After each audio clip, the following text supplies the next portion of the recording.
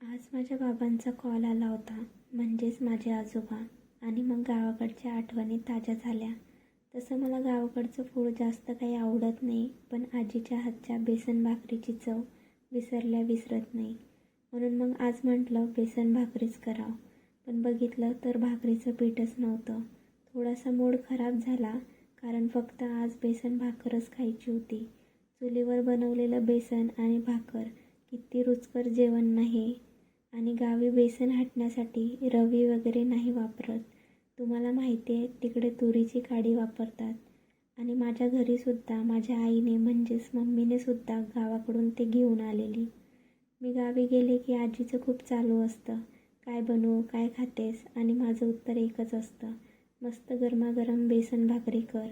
आणि अजून एक गोष्ट मला तिच्या हातची खूप आवडते, ती म्हणजे पोहे मुरमुऱ्यांचा चिवडा. तोडच नाही या दोन गोष्टींना. जेव्हा जेव्हा गावी गेल्या गेल्या नाश्त्यात खायला आणि परतीत सोबत न्यायला हा चिवडा नेहमी असतो. आम्हा सगळ्या नातवांचा फेवरेट.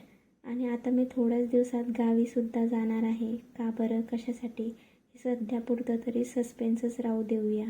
आणि मी खूप जास्त एक्सायटेड आहे. तर आज मस्त गरमागरम बेसन चपाती खाल्ली, जे की खूप छान झालं होतं. आणि मग कपड्यांच्या घड्या घातल्या आणि झोपून गेले.